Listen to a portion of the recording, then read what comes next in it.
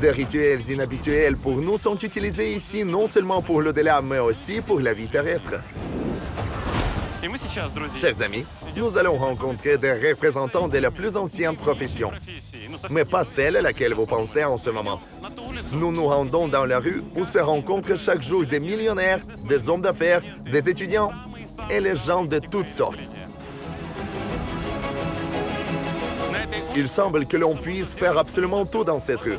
On y trouve des restaurants qui vendent des crabes, des crevettes et des homards vivants. Un peu plus loin, nous voyons un magasin d'acupuncture. Voici un snack bar bon marché. À côté, une blanchisserie. Ici, c'est un casino. Et voici le massage. Les maisons closes sont souvent déguisées en salon de massage. Ici, on voit aussi des petites boutiques avec des vitrines aussi compromettantes. Et si nous en trouverons, mes amis? En trouverons? Bien sûr, il est interdit de filmer. Ce sont des boutiques de porno. Ils vendent de la pornographie ici. Tiens, il y a des vibromasseurs, des godemichés divers sur le marché. Mais nous ne sommes pas venus ici pour faire du shopping. Nous avons un autre objectif. Il faut passer devant plusieurs sex shops et c'est là que le plaisir commence. C'est toute une rue de devins. Après tout, le métier de devin est l'un des plus anciens de la planète. En outre, ce sont des devins officiels, agréés. L'État leur délivre des documents et des permis de travail. Allons jeter un coup d'œil.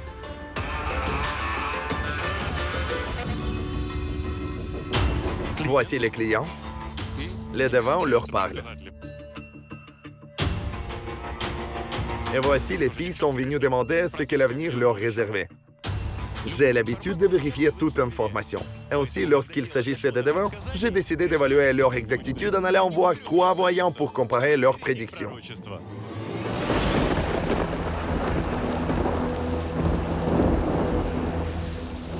Ni hao, je suis venu vous voir pour m'abriter de la pluie et pour dire la bonne aventure en même temps. Que veux-tu savoir? Déjà, quel est votre nom? Tenez ma carte de visite. Carte de visite? Tout est en chinois. Je ne comprends pas. Saolo. Saolo, je m'appelle Dmitro. Je suis Simon. Simon, puis-je m'asseoir? Assieds-toi. Je m'appelle Shadow, mais tu peux m'appeler Shifu tout court. Shifu signifie maître? Oui. Comment puis-je t'aider?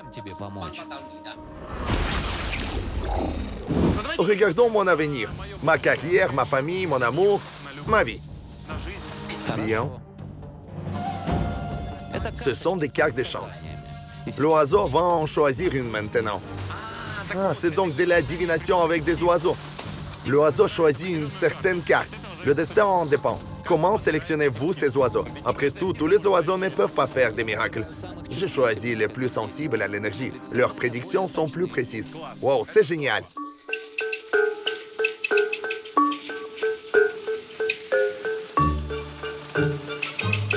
Regardez, il a vraiment sorti une carte.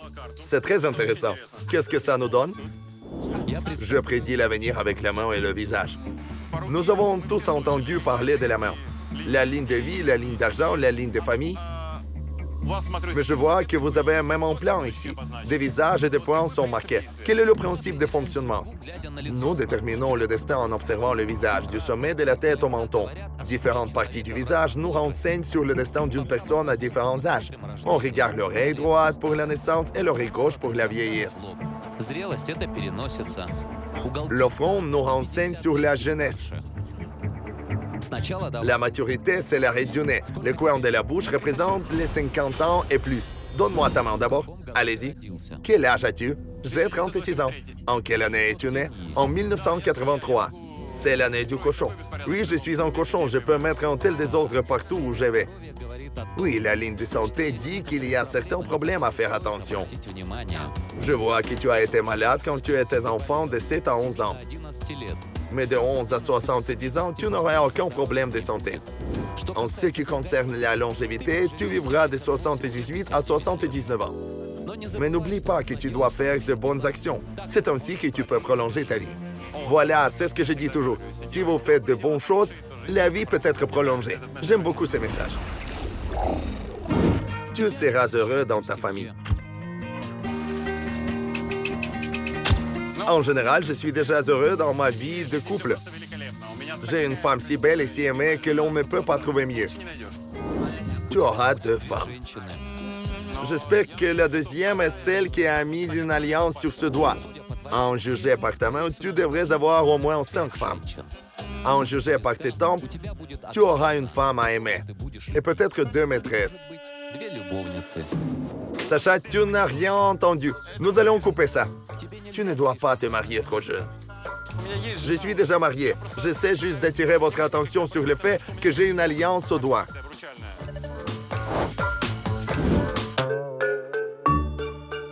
Avec une femme, il te sera difficile de gagner de l'argent.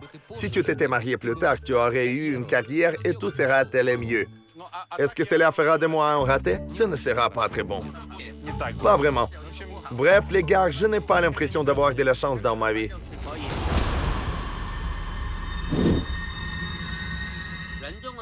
Tu auras 3 enfants. 3 enfants, ouais. C'est ce que ma femme et moi voulions. Tu auras au moins 2 enfants. Si tu fais des efforts, tu en auras 3. Et si tu te donnes beaucoup de mal, tu en auras 5. De 20 à 30 ans, tu aurais pu faire une belle carrière, mais tu as raté l'occasion. Ton front est responsable de ta carrière. Ta carrière se déroule bien que ton travail soit difficile. Cela signifie que tu as une belle évolution de carrière. Tu as de la chance. À en juger par le front, l'étoile de la chance est de ton côté. Et tu es toi-même une étoile. Tu es reconnu par de nombreuses personnes. Les hommes d'affaires de Hong Kong s'intéressent le plus souvent aux questions d'argent. Ils viennent souvent dans cette rue pour obtenir des conseils avant de signer de gros contrats. À en juger par mes mains, vais-je devenir millionnaire ou non? Je ne pense pas. Le nez est responsable de la richesse. J'ai un gros nez. Est-ce que cela signifie que je serai très riche? Oui, tu seras très riche. Mais tu auras des pertes monétaires dans ta vie. Fais attention. Fais attention quand tu auras 40 ans. Tu voudras investir de l'argent, mais tu en perdras. N'investis rien cette année, tu perdras. Mais un homme dans la tente voisine m'a dit que je devrais faire attention à ne pas investir de l'argent à l'âge de 40 ans. Et vous dites cette année. Il y aura certainement des fluctuations cette année. Ce ne sera pas une très bonne année. D'accord, je ne vais pas échanger ma réserve de $200 cette année. Je les garderai pour l'année prochaine. Fais attention, essaie de ne pas prêter d'argent à tes amis. J'ai prêté $20 à Sacha Dmitriev en Inde. Il ne m'a pas encore remboursé. C'était il y a 7 ans. Sacha est assis là, souriant. Sacha, tu te souviens des $20? Est-ce que tu peux lui demander si je vais te donner tes $20 ou non? Me rendra-t-il $20 un jour? Il faut le lui rappeler. Écoutez, vous m'avez déçu. Je n'ai pas beaucoup de succès, même aujourd'hui, et je me suis marié tôt, et à cause de ça, il n'y aura pas de succès, et je perdrai de l'argent à l'âge de 40 ans. Mon Dieu, que dois-je faire? S'il vous plaît, donnez-moi un conseil. L'essentiel est de grossir. Quand on devient gros, tout augmente. Au contraire, j'essaie de perdre du poids. Ton destin est d'être gros. Tes lobes d'oreilles sont gros, donc tu dois être gros. Le destin d'être gros. Depuis l'an 2010, tu as de la chance. Et ça va aller de mieux en mieux. Attendez, cette période n'a commencé qu'en 2010? C'est ça. Vous savez, en 2010, le premier numéro du programme Monde à l'envers a été tourné. C'est déjà symbolique. D'accord. Que pouvez-vous dire d'autre sur moi? Depuis 2010, la chance ne t'attend pas dans ton pays. Tu dois voyager tout le temps. C'est intéressant. C'est vrai que depuis 2010, je voyage beaucoup. Et chaque voyage est un succès. J'aime vraiment mon travail et je l'apprécie. Pouvez-vous prédire le destin d'un pays? De quel pays? Je suis ukrainien. Je veux connaître le destin de l'Ukraine. Puis-je vous demander de demander à un voisin de prédire le destin de l'Ukraine devant moi? Tu peux. C'est une question très difficile. Je fais rarement ce genre de choses. Quand vous avez le jour de l'indépendance? 24 août 1991. Oui, j'ai vraiment déconcerté les devants locaux. Ils ont eu recours à des tableaux, des formules et des calculs pour répondre à ma question. Ce qui est le plus intéressant, c'est que je vois déjà une concordance avec notre divination d'il y a 9 ans en Inde. Lorsque nous sommes allés voir le voyant, la première chose qu'il nous a demandé était le jour de l'indépendance, l'anniversaire du pays. Il a prédit d'ailleurs que tout irait mal jusqu'à 2019, que ce serait une période de raga. Maintenant, l'Ukraine va vers le raga. Vers le raga et c'est tout vers le raga. Le raga est l'ombre de la planète qui influence tous les processus. Il faut attendre la fin de cette période et tout ira bien. Le meilleur moment sera en 2019. Vous monterez en flèche. De 2071 à 78, l'Ukraine fera partie de la couche la plus élevée des pays. Vous voulez dire que nous allons entrer dans l'Union européenne? Oui, évidemment. En 2019, le pays connaîtra une forte croissance. Je me demande ce qu'ils diront maintenant.